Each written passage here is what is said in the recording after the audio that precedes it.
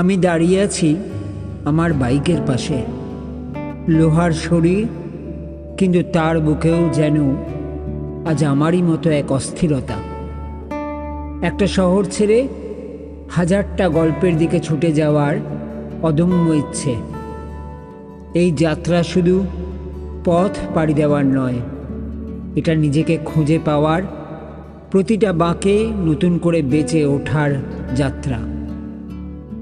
কলকাতার কোলাহল পেছনে ফেলে আমি ছুটব দক্ষিণের শেষ প্রান্তে, যেখানে 3 সমুদ্র মিশে যায় আর আকাশ নেমে আসে জলের খুব কাছে, সেই কন্যাকুমারী।